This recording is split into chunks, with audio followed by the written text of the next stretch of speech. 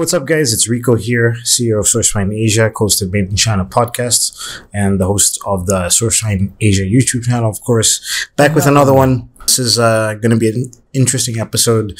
And Mike is a good friend of mine. We've known each other for a little bit over, I think, like 2 years now, right? Yeah, I think so. Yeah. Just after COVID started. Yeah. And I mean, we have a lot of common experiences. We met randomly in a bar. And found out that like we have so many mutual friends and connections from China, and we're going to be talking about that and Micah's life experiences. He's lived in many different countries. He works for one of the largest companies in the world, and his job is super interesting. He's kind of like Sherlock Holmes in a sense. All right, cue the intro.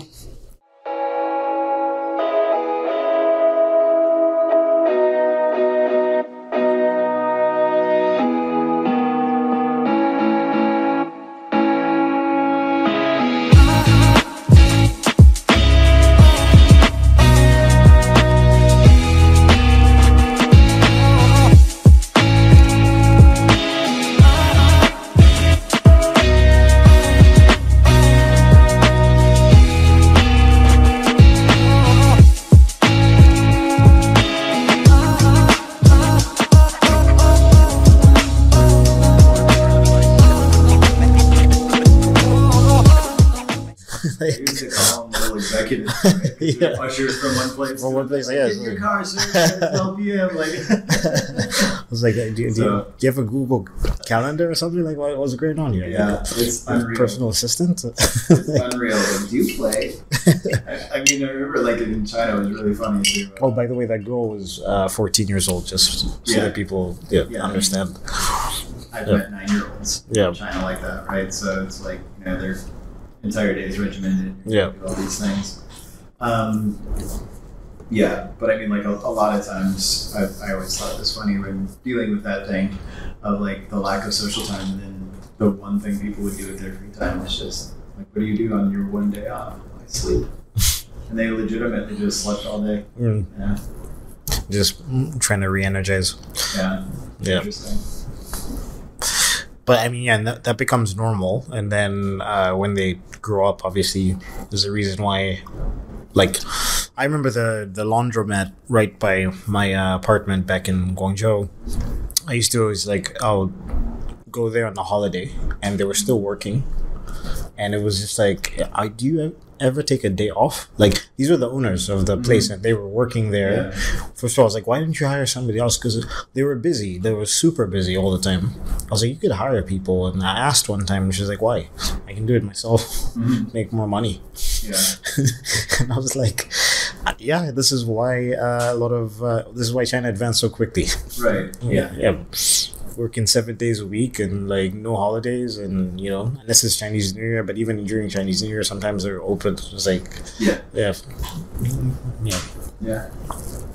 for sure. So I don't think that people take their holidays here. Yeah. So, and that's a nice thing, because I mean, after a lot of years of studying and working and trying to like find my way, now that I'm someplace where people don't work as much, I'm okay with that. I think it's really good that I went to China first, as opposed to the opposite, right? Like, if I had been in Philippines or Thailand or something like that, and where it's a little bit more chilled, and then went to China, I think it would have been difficult to adjust. Yeah, it's easier to slow down. Yeah. And then you still have that thing, because like Alana will get at me sometimes, because it's like I'm working till 2:00 in the morning or something like that, and it's like a Saturday or whatever. She wants to do something, and I'm like, no, I have to get this done right now. And call your friends, yeah. So it's like it. But I think that comes from China, because before China, I didn't understand people who worked at weekends and things like that. It was like, But in China, it's like, okay, like I had to work 6 days a week when I was teaching English. No, I had to work 5 days a week, but I had to work on weekends because that's when it was busiest at the school. Yeah, that's when you had clientele. Exactly. Yeah. And I had to get used to that. And when I got used to that, then you see the laundromat people and all that stuff. You're like, everybody's working all the time here. Right. Yeah. I mean, I think part of it was, I wanted to succeed, in my company, and like I said, it was a long struggle to finally get a great opportunity, right? Yeah. And once I had it, I didn't want to mess it up. So I think part of it is probably environmental, but I mean, definitely on Saturday mornings I would be, going through things. But that was, contracts, SOPs, trying to figure out where the gaps were, what the troubles were, what somebody could exploit. Part of that was the language trouble, right? So it's like, okay, this takes longer to process because of it, but it was definitely, I think in China for a long time, it was, I had several days a week that started at 7 and ended at 10 p.m.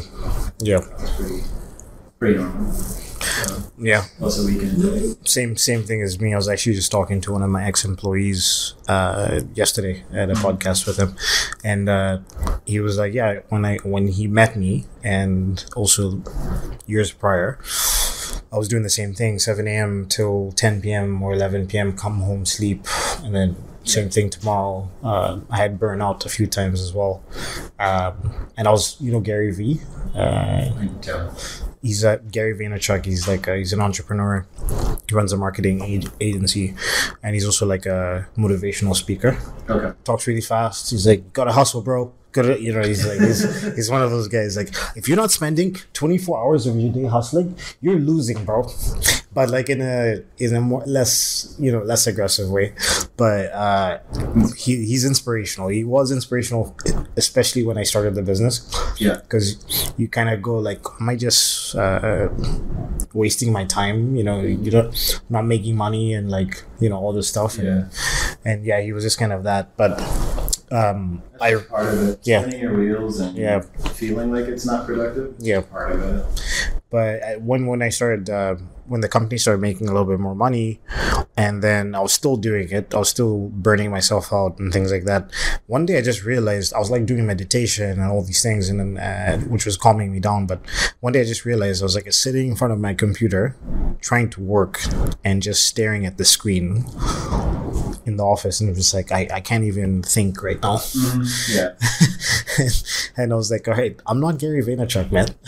Like Gary V can work 24 hours a day or whatever. Like, but that's just not me. Like a lot more walks in China. Yeah. Like not long, but like I would have what you're saying. I just close the computer, take a 10-minute walk or something like that. Yeah. It was just like I can waste. Like you're using that time, but you're not doing anything. It's not productive. Yeah. It's just lost. Yeah. So it's easier to just take a breather, clear your head, right, and come back with renewed energy. So. I want to talk a little bit about lifestyle in China and lifestyle in the Philippines for you, like, and how it develops from the beginning. Like, so when you first arrived in China, how did what was your lifestyle like? You mentioned teaching and back and forth between the military, and then that develops into working for the large corporation. And so how did that change for you? Yeah, I mean, it changed a lot. I think, as a student, I was happy to be able to have breakfast for less than a quarter, you know what I mean? It's like, and like a big hearty breakfast, and I still love ragungan to this day. Yeah. Hot dry noodles, if anybody's had a chance to try them. It's a local delicacy there. We'll probably put like a video here of that. Yeah, you can. They're good. And I don't know. Yeah, so I mean, that was kind of my style. I mean, I remember at Wuhan, I think I had maybe my favorite apartment I've ever had. It was $250. At the time, it was amazing. How big was it? I don't remember the square meterage, but it had it was fortunately like a skinny building, right? And then it had like a big kitchen of all things, high counters, so I wouldn't get a backache because that's a huge problem, right? It's just short counters, and you're like, I had Like, he had to get high counters installed and gave a stool for his wife, and she had to move his legs. It was funny. It's like here, it's like our cleaners come in and they have to put the stuff back back into the counters, into the cabinets, and some of them are above the sink, and they're like, "Sir, can you help me?" Or grab a chair and step on it. Like it's like yeah. So like the low counters were not a thing in that apartment, but it also was really smart. It had these sliding glass doors, and so I could have like poker parties. You could smoke cigars and then like the wind would blow the smoke out and stuff. It was awesome for $250, and all I had to do was convince the owner to install a Western toilet, because it was like, I'm not squatting for a year, so. Also, there was a squat toilet at the beginning. Yeah. And I was like, we got to change that. Yeah. I was like, can we change it for $200? And she was like, no. And I was like, how about if I pay half? And she's like, sure. And but I mean, that was a good lifestyle there. Beijing was intense. You're back to like an expensive place. So I had 3 roommates for most of my time in Beijing. And then, once I got hired where I got hired, it was just weird because it's a premier company, and then all of a sudden I'm staying, on business trips at Ritz-Carlton's, you know what I mean? The Portman and So is that, which I absolutely. So how quick was the jump? Like, was it like you go from living? Immediate. It was immediate, yeah. So we're like not really allowed to stay at a tier below 4-star, right? So 5-star. This is company policy. Yeah, and it's like one of those things where It's an interesting company it policy. was sensational. But I remember like how uncomfortable I felt, and I thought like I'm never going to get used to this because I lived in like a metal container van in Iraq for 3 years, and then I went back to being a student, and Wuhan is about as good as I had it, and that was because it was like this unrealistically cheap place, right? That's no longer that cheap. But I would imagine the same unit is probably $500-600. Well, Wuhan might be cheaper now because of what happened. Right. Yeah. But sure. But so I mean, it's a big contrast, right? So that's how my business travel crept up. But I think that there was a big leg, right, and what I was willing to spend personally at that time too, though, just because I think I was still Bambi or something, a little bit shaky on those legs and thinking it's all going to go away sometime soon. You know what I mean? So it was just like, okay, save your money, don't be stupid, that type of stuff. Until I had some success, right, with the career and realized that I was going to do fine. I wasn't going to rock out or whatever you want to call it, where it's like, you didn't succeed at this, now you're looking again, right? So things, once it was clear, then I think I kind of let myself enjoy the fruits of my labor, so to speak. But at first, there was still like a big separation. Like, is this real? Like, did I make it? Yeah. It makes sense. It makes sense. Yeah. People have a hard time adjusting, especially to a completely new thing. So, okay, there's a shift in lifestyle. When did you spend more time in Guangzhou and meet Mike? China Mike, by the way. So, yeah. Even I know that I know Mike's friends, and I don't remember an actual. Because you were playing basketball with Nick. I played basketball. Nick Ramil, Mike. Yeah. Probably. Nick for sure, I know. Tim Nybo. Yeah. Trey, I know. Trey as well. Yeah. There's I don't know. 100% that you met Mike because they all used to play together. Yeah. Okay. It's just when they're around him, they probably didn't say China Mike. They probably like, hey, what's up, Mike? Yeah. I wasn't sure or didn't know that you had this extra moniker. It's like, okay, whatever. So, they came up with the nickname. I didn't come up with the nickname. So But I don't know if they called him that around him or. No, they did because he changed his WeChat name to China Mike, and the reason why was because it was like when they met him, he had been in China I think he moved to China in 2008, and I think they moved around 2011. Okay. So when they met him, he had been there for like 3-4 years. he had learned how to speak Chinese. He was already running my company, but he wasn't hanging out with a lot of foreigners. So like literally on a daily basis, like he was just hanging out with Chinese people and speaking Chinese all day, and getting haircuts from Chinese barbers, being in the markets and all that. So like when they met him, he was kind of like he was Chinese, like he was, he had kind of changed his demeanor, I would say. And he talks about it. He's talked about it before in the podcast. He said it was kind of a weird period for him as well, because, he wasn't really having interactions that he was used to, like conversations that he was used to. Couldn't talk about a lot of the things that he wanted to talk about. And he was just basically, that's the time when he got heavy into podcasts and things like that. Like Joe Rogan launched in 2009, I think 2009, 2010. So his main interactions in terms of Western culture was listening to podcasts while he was walking around markets and all that. So yeah, so then they met him, and China Mike was born from that moment. Yeah. Got it.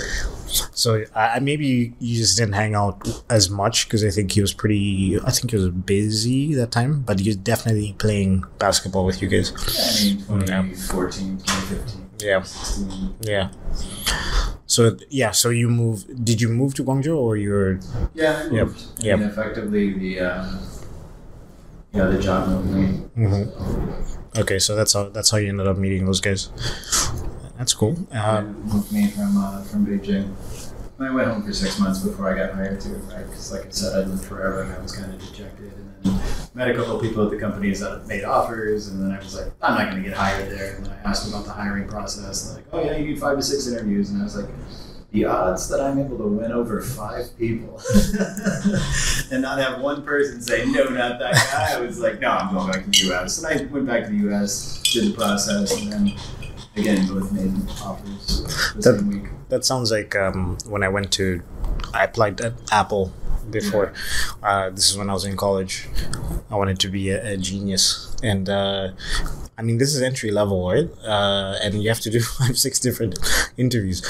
Yeah, at least, worked really hard there. I think that most of the time I would have at least 2 days a week that probably went from 7 a.m. to at least 10 p.m. and maybe another one, at least 2 days a week though for sure. And then always, I think Saturday mornings were always work, right? It's not, till at least noon and then a break, sometimes like the full day. So I think that's just kind of how it was. But that was important and it was good then. But it's nicer to be here right now, just because people take their time here. Yeah, and I think it's easier to adjust in the opposite way, better, I think, than going from Philippines or Thailand or whatever to China. And I had a conversation with one of my ex-employees the other day, a podcast with Vincent, and we were just talking about that. He asked a question about how much my work schedule has changed since I was in China before, and yeah, I was like, for years I was working 6 days a week, sometimes 7 days a week, and crazy hours, and you get burnt out, and you're sitting in front of a computer and you can't do anything. You're trying to work but can't think. And so I've definitely changed here a lot. I've definitely relaxed a little bit. Yeah. Yeah, same for me. So, I think that one of the things that actually kind of kept it on par with China at first year was also the same desire, the ambition to make sure that, nothing's guaranteed, right? You come into a new role, you're still trying and all that type of stuff, so you don't want to fail. But also, the terrible infrastructure, right? We've got a factory here, but I definitely remember times that it would take 4 hours to get home from the factory, that type of stuff. So it's okay. And I would always utilize that time, so I'd be on my computer. But I think if it wasn't a crazy day, it didn't rain, or there wasn't a car accident that made the traffic go haywire, then I'd be home by then, and I wouldn't be using that time at work anymore. So let's transition more into sort of lifestyle stuff. So obviously you were in China, then you come here. At the beginning, you were going back and forth between the military and China stuff, and then what was that transition like? transition from the military to? Yeah, in China, like you're going back and forth between China, and the military, and then you start working for the large company. And Yeah. how does your life change? In terms of lifestyle? Lifestyle, yeah. Yeah, I mean, like business travel was always. So business travel, I didn't really travel for business previous to that, right? Like occasionally I might get some sort of summer camp thing for like 3 weeks and make some cash or something teaching. But this was kind of like, you know, all of a sudden I'm staying at really nice hotels. You know, I remember the first time that like I got put up at Ritz-Carlton by my company. It was just kind of like stood in the room and I was just like, okay, this is surreal, right? Because I haven't been here, and is this sustainable, right? Did I make it? Just kind of wondering about that. So that aspect, like business travel, all of a sudden had a quick jump. But my personal lifestyle didn't catch up for a long time, right? Because I was still not sure if I would succeed. So I got the opportunity, but would I succeed in the role, right? Would I do a good job or would I fail after a year? So I think, you know, once I got my sea legs under me, so to speak, right, then felt a little bit stable. And I think I was okay to, you know, enjoy myself a little bit more, spend a little bit more money on more luxurious things. But it took some time, right? So I think like when you struggle for a while, you're not quite sure how things are going to work out, and you know, you're down to your last buck and you're hoping that this is going to work, right? All of a sudden when something catches and it works out, you're just kind of like, oh, is this long term or is this just a quick, hump, you know, and you're back down. Honestly, I still feel like that sometimes, you know, sometimes where I think about like, so you mentioned that your apartment was $250 a month, right? Mine was $300, and then the one that I lived in before I left was like $700, and this place is significantly more expensive. Not in general, just the condo. Yeah. And then I go like, am I, you know, sometimes I think I'm like, am I spending too much money on the condo? Like, am I? You start questioning yourself. Like this could all go away. Like, yeah. I still feel like that sometimes, and then I have to remind myself that, you know, it's been 7 years since I started working on the business, and you know, things are going well, we're going in the right direction. Like, I need to just not be paranoid about some of these things. Yeah, I mean, like, I think where you're coming from, like, I get it. There's a stability and a steadiness to what I do. It's something that's more established, right? It's more, you know, I'm salaried, and you make money, but you make money in a different way, right? So I think that I understand why you would have that perspective. So then, okay, lifestyle in the Philippines. So now you're living in China and you're doing that. You moved to the Philippines. Is your whole approach to life different? I mean, I still don't live in a really nice apartment. Like, I live in a nice apartment, right? But I don't have more space than I really need. I think if you're a Minnesotan, which I am, right? If you came and lived where I live now, I think it would drive you insane, because it's like, okay, this is way too small. I think it's big, but I've been living in Asian apartments forever, and I'm not used to, you know, like an average medium income family having, you know, what's that? What do they have in the US? 2,500, 3,000, 4,000 square feet. Yeah. Rooms that they never go into, right? Yeah. They're the people that save the boxes to their appliances. They got like entire rooms for like, oh, that's the TV box. Those are my parents. Yeah. I mean, that's kind of like the US lifestyle. Right? Yeah. So, but we've got a smaller place, and I think the nice thing about it is you know, realizing what a gift it is to actually kind of like realize your dreams, right? So like you know, my goal growing up was I just wanted to live abroad, I mentioned earlier. Now I found a way to make that, you know, sustainable. And now that it is, it's like, okay, you know, you're able to travel in like one of the most exotic places in the world, and there's all sorts of crazy cool stuff, and it's like, you know, just trying to get out there, you know. I mean, I think only during COVID did the apartment feel truly confining, right? Because we couldn't really go anywhere. But other than that, it's you know, almost every weekend we're going somewhere. I mean, it's. I was about to ask you that question. Actually, do you find that for fun? Do you travel more in the Philippines than in China? I like traveling in China. I mean, I know one thing that I'll I'll always be super happy I did was train travel, right? Because you can't do that here. It's just not a thing. But the high-speed trains, the overnight trains, playing Dotiju with neighboring people that are like super impressed by your abilities, but speak Chinese, drink some beer, and talk nonsense politics. Did you ever take an overnight bus? Overnight bus? The sleeper buses? Yeah, I remember seeing them. I don't think we ever took them. Never do that. Okay. Unless you want to sleep next to a chicken and smelly feet and things like that. I mean, I've had smelly feet experiences. The nice thing about the train though is if it gets rough, you can always go to the dining car. Right? Yeah, and it's open all night. Have some beers and just sit there and chill, right? So, but I get how being in a place where there's no escape would not be enjoyable. Yeah, there's one time we did an overnight bus by mistake. It was we were going to. I'm blanking on the name right now, but not far away from Guangzhou. I'd say it would have been like a 4-hour drive. Yeah. But we didn't know that the overnight buses make 1 million stops. Mm-hmm. It was supposed to go direct to the ticket that we bought, but I don't know what happened that day. We were waiting at the bus station for hours, and somebody just ushered us into some bus, and we were just saying, we're telling them where we're going. Yangshuo, we're going to Yangshuo. And then next thing you know, it's we're in the bus for 6-7 hours.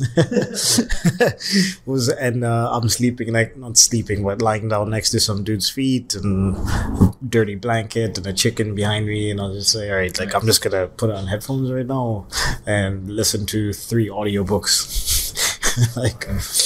I was this is channel, but I don't regret the experience though. It was fun. Yeah, all those experiences are awesome. Yeah. So.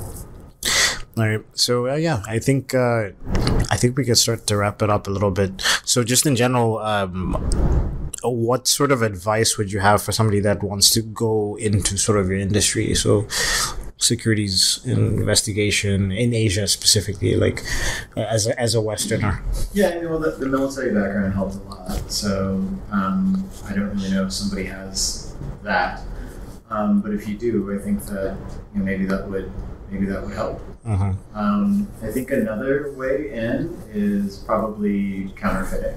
Right? Mm-hmm. So counterfeiting in Asia is really ubiquitous. There are jobs that work with combating counterfeiting, and I think if you do that, it kind of you start developing your rudimentary investigative skills. Really, investigative skills I don't think are much different than deductive logic and research anyways, right? So I think there's a lot of commonality and overlap. Mm-hmm. I just think that, if you're a cynical bastard like me and faith in humankind, and you're looking for how people are using information in an evil way, right? So, yeah. So I don't know. I think maybe that would be one way to get in. Okay. Is there anything that we didn't talk about that you wanted to touch on? No. I think we're okay. I don't know if you wanted to ask the 80-20 thing or... Yeah. So. Yeah. What is the 20% that's brought you the most results? 80-20 principle. I can think of key moves that I made, but on a daily basis, I don't know what the 20% that I do brings 80% of the results. I think maybe the best thing to say is setting up processes. Mm-hmm. Once you do the work, you set up some sort of process to get something done, and then you're just kind of waiting that thing to cook or whatever you want to call it to just run its course while you're doing something else. And if it's a process that leads to a decent result, now you've got your result, and you can take that before people say. And if other people can replicate the same thing that you do, but you're not doing it, then yeah. So then I've got things going on in the background, and then at least and then it helps me be more productive. And then any 3 books, podcasts, or YouTube vlogs or something that you'd recommend to people? I'm a strange person. I never gotten into podcasts. Mm-hmm. Well, you'd be surprised. It's not it's still not it's mainstream, but it's not mainstream. You know what I mean? There's a lot of people, the majority of people don't listen to podcasts. So, yeah. But everybody knows what YouTube is. You know what I mean? It's a different thing. Yeah, I read all sorts of stuff. If it's investigative related, I would say Red Notice by Bill Browder was pretty amazing. I think the $1 Billion Whale, the Jay Cho story in Malaysia with the 1MDB. Oh yeah. That was really cool. I watched the documentary. I didn't read the book, but yeah. Yeah, the book's pretty sensational. There's a new book out called Red Roulette. But if you're in China, don't bring it there because it's got a lot to do with how senior party people and business people have been disappearing. So don't bring a copy there. So yeah, but it's good to know what you're dealing with, I guess, or the environment around you, right? But they're also amazing stories. I feel like one of these days I'm gonna end up like John Cena apologizing to China in Chinese, like. I've never seen that. Like, yeah. okay. Somebody got strong armed into, Definitely. All right. Yeah, that's See that wrestling move. all right, Mike. I appreciate it. Is there, if people want to reach out to you, where could they find you? Through this guy. So I won't post any personal information here, but it's okay if you ask Rico directly. You can pass it along. All right, cheers, man. Cheers. Thank you. All right, guys, and if you want to reach out to me, that's podcast@sourcefineasia.com. Of course, we have Source Fine Asia YouTube channel. Links will be in the description below. And yeah, cheers for watching, and we'll see you guys next week.